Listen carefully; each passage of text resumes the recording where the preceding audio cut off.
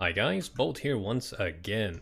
I'm actually excited to show this one off because it's playing on my favorite map of all time, which is, I kind of forgot the name of it, Orsha. Orsha North. This is such a good map. Like, I love playing it right here with 20th Panzer, over here with the IS-2s, over here with like a mechanized motorized. It's just a great map. Anyways, today we're looking at U versus Farid Rommel. And basically U's name is Under the Sea in the game, but it's kind of different on the roster and in the game. He's playing as the 6th Airborne, that code is in the description, as Maverick Income, and we have Farid Rommel playing as the 15th Infantry, playing Maverick Income as well. So we got two infantry divisions fighting against each other. We're going to see Airborne and the 15th, so the Scottish. So we're actually seeing allies versus allies right now. That's going to be interesting. So Under the Sea will be on the left, and we got Rommel on the right side. This is such a good map. I love this map. Oh yeah, thank you guys for all your support lately. If you do want to support the channel even more, please do check out Patreon and consider becoming a patron of the channel, or even just $1 a month. It helps out so much. Now, Farid on the left, we're just gonna quickly go over it. He has some paras, some ABs. So he has some air landing units, some infantry PATs, and a Tetrarch. We have some more paras and air landing going to the northern little town here, the northern little village. We have some Vickers machine guns, quite a lot of these, and an HMG, together with more air landing. So basically these air landing are like line troops, or line infantry. Really good at just holding a position. In the south we have a sniper, a 6-pounder, more AT infantry, together with leaders, PATs, air landing units, and some Tetrarchs, and a Tetrarch Little John. Really strong cannon on that. On the right side, Farid Rommel has a Wasp Mark II, so napalm vehicle. Assault Pioneers, Field Engineers, Defense Groups, so more... I actually need to look at the stats of these units. I kind of forgot what those were all about. In the middle, we have Honey Stewards and a Churchill 5. Very interesting, it's only HE. Defense Groups, HMGs, and we also have some Pioneers as well. And in the far south, a Bofors, Assault Pioneers, Stewards, and Humber Mark IV. So we're actually seeing a lot of light tanks. More Humber Mark IVs and a Wasp Mark II in the bottom, together with Assault Engineers, HMGs, and Field Engineers. So let's continue, and before we forget, a lot of you are actually enjoying seeing both the stats and the armor pen values, so here you go. And as I mentioned, the Tetrarch Little John has a spicy cannon, 40 mil with 130 AP. Now we're starting off with a Mosquito from Under the Sea. I'm actually very interested in this playstyle because it is very much a valid one. Napalming the road in order to block it off is a really good strategy. And that kind of came in from like Wargame Red Dragon or Airland Battle. That used to be the main strat when you want to push forward town. So we could definitely see a very interesting battle here. Now, Under the Sea is definitely focusing more on this southern flank than Rommel is. So that'll be a spicy encounter. Whereas they're kind of balanced on the north. Now, Field Engineers are rushing up. We got Assault Pioneers there. The Engineers are going to get wrecked by the machine guns. So it seems. Humber Mark IVs just don't care. They're moving straight through the fire. They weren't able to cut off this transports, unfortunately. Honey Stewards are just racing through it as well. They're getting quite a bit stunned. And now they're up against some Tetrarchs. Humber Mark IV got wrecked by the Tetrarch, and these Tetrarchs will have no problem taking out these guys. There goes another Steward. Very fast firing guns. 15 rounds per minute. It's absolutely insane. Oh, did lose one of them. I think the Humber Mark IV just clapped it. We also got two on the flank here. Okay. I actually did not expect Rommel to win that fight. Very, very intense beginning there. Now in the middle, they're kind of fighting for this one flag here. Under the Sea only has this HMG, whereas Rommel has a Steward and a defense group. And speaking of defense groups, it's basically 3 Lee Enfields and 2 Brents. So as the name suggests, probably good at defending, not so much at pushing. Now the Humber Mark IVs are also recon, as you can see, so it's actually a really good strategy to call these in. We got a Tetrarch Little John coming up. Now at this range, the Humber Mark IVs I do think will win if this guy decides to push up all the way to the front.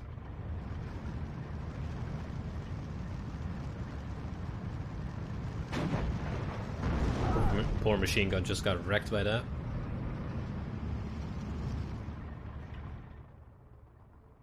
Very interesting beginning attack. I didn't really expect Rommel to get into this town. He does have more infantry coming up, but the majority of his reinforcements are going to this northern side. We got Assault Pioneers, we got a Wasp. A bunch more Assault Pioneers going into the woods there, it seems. I wonder if he's actually planning to unload them right there. There we go. I was about to freak out, because if he did that, he would lose those units. Well, we got a 6-pounder moving in. So goodbye, Humber Mark IVs. Yep, there goes one of them. That's a classic AT position right there. This was one of the first maps that released for this game, and this is actually the one we played when we were doing this closed VIP beta thing. Really, really early in 2019. And when we were actually having an interview with the lead developers, they were showing off this map, because this was the first one that they finished. So it just has a special place. Now we see quite a lot of movement in the middle from both sides. Under the Sea is trying to basically just push the line a bit forward. The Churchill is keeping a few of them suppressed. There goes that HMG squad. Just got blasted. Well, Typhoon Mark 1B actually got that plane. I'm very surprised. Now the Assault Pioneers have moved up quite a bit. They have good defensive positions, but I don't think they're ready for a push.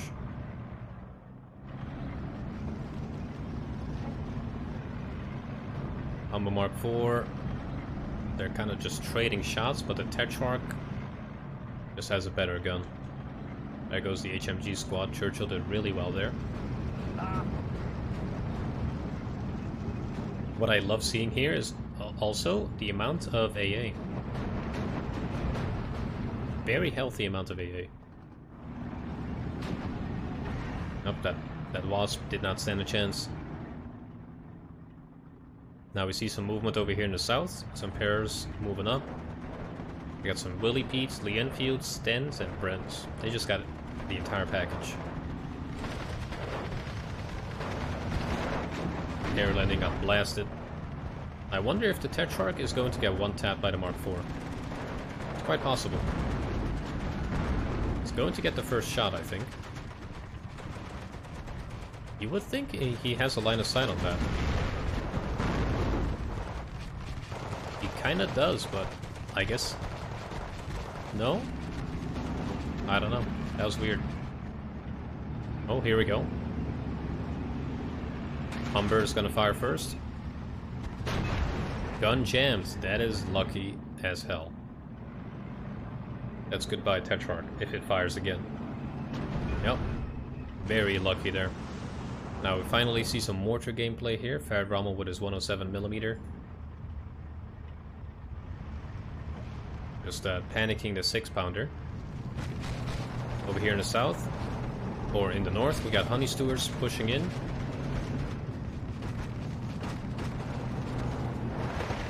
But they kind of got flanked by the Tetrarch. Close air support by a Typhoon coming in, absolutely annihilating the air landing. And we see some surrenders. I wonder if that was Under the Sea pushing up, or if it was some of Rommel's troops that surrendered. I'm not quite sure what happened there. Now, these Assault Pioneers unfortunately do get gunned down by the HMG. The Honey Steward quickly moving in to support. One of the Pioneers might actually make it through. They got pretty close. Very nice micro here. I love seeing the use of smoke.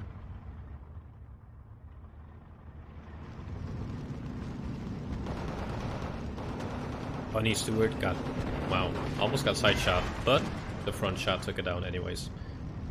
107mm mortar trying to suppress this northern farm area. Farid might be planning to do a push. I don't see extra units being pushed into the north though, so I'm not quite sure. Speaking of units, 2 6-pounders being called in. One for the top of the hill and one for this little village area. Really good position. You basically see everything. Now the town push did fail. And so far both players are neck on neck right there. They got equal income. They got really good units on both sides. I do think the 15th has the better tanks. Got all those Churchills with the heavy hitting cannons. But the 6th has the better infantry. So I'm not quite sure how that's gonna go.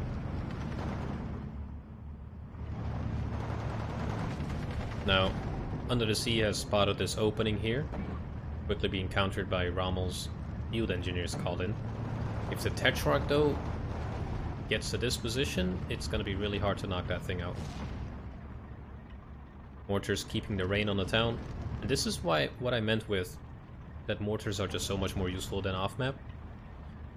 It's much more versatile, and you can basically do the same thing. A fresh push out of the town to go for the middle position. Very unexpected. Not quite sure if that was the thing I would do.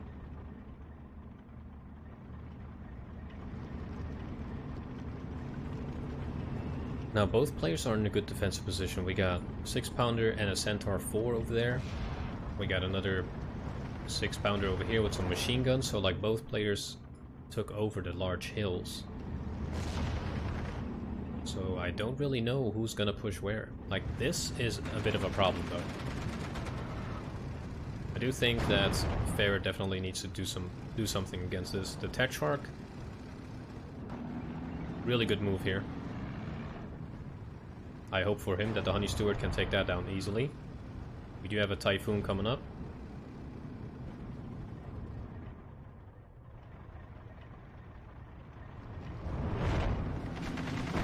Well, there goes the Tetrarch.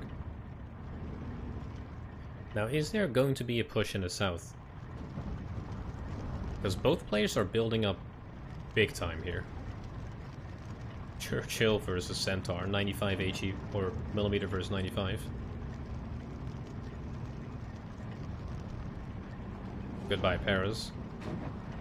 Typhoon coming in. I think this is the push right here.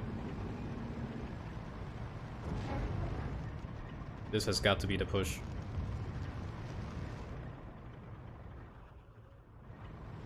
Also really nice to see is the use of commanders. HMG destroyed by the Typhoon Mark 1B, but probably will be caught by the Tempest. Tempest goes 680, Typhoon goes 610, so theoretically he could catch up. But Farid did really well by placing 2 of these Bofors. Now, I'm not quite sure how this guy actually still has this territory under control since he's fallen back, but I have learned not to doubt Eugen's mechanics. They're falling back right into this Honey Steward and they're just gonna surrender to him. Or not. Never mind. Now both players are making use of a lot of air force, or a lot of air power. But only Rommel really has AA. Actually, I'm wrong. Under the Sea called in 2 of these Polstons.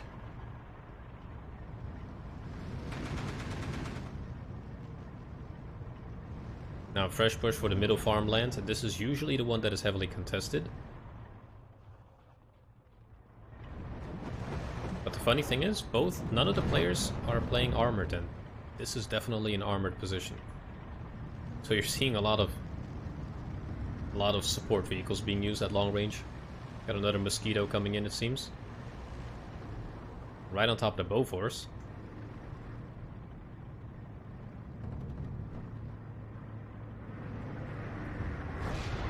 Oh, that was close. Now we have an off map coming in at 203mm. And there's going to be guaranteed that it's going to be used on this position here. So I hope for Rommel that it takes him out, because that is just going to automatically put this conquest point in Rommel's pockets. And it also does look like Rommel is planning to make a move on the north. Field engineers and a leader over there. But I would love to see some more action in the forests. There we go. There's the off map. Interesting call out as well, because when these guys start falling back, they will still be in the artillery's range. We also have mortars coming in. Right on top of the paratroopers. That's a big yikes.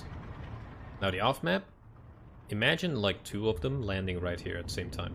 That would have been sick. Now in the north we have field engineers trying to bolster the front line. The Honey Steward is still holding them. Assault Pioneers are falling back. And the off-map is about to hit.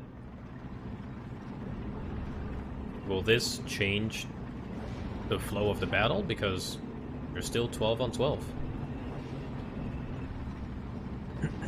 There we go, with them both pinned down and fallen back.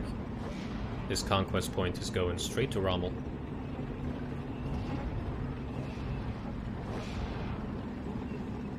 Or is it? Interestingly, it isn't.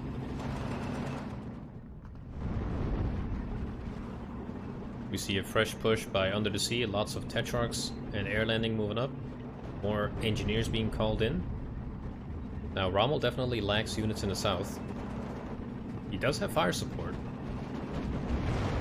But he's not going to have a good time against these Tetrarchs. Under the Sea has pushed up and actually taken over this position, and just like that, we are at 15 to 9. We see air landing just flanking around. They're easily going to take over this position, although the field engineers might be able to take out one of them. And it's suddenly not looking good.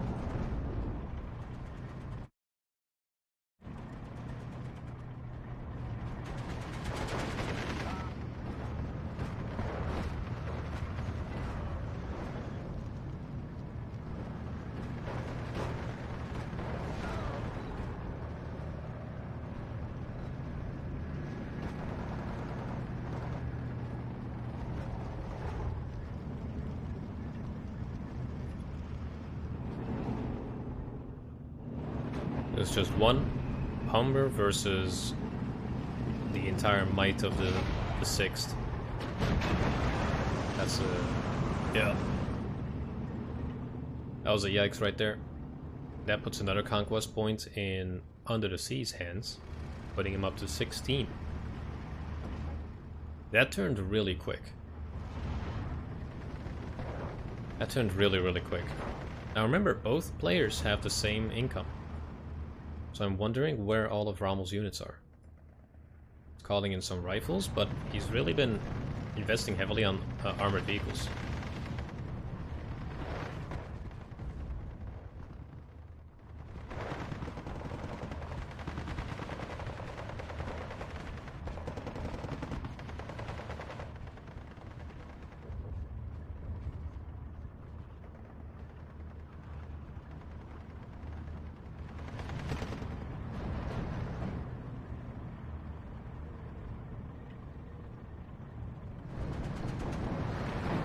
Daimler's just chilling.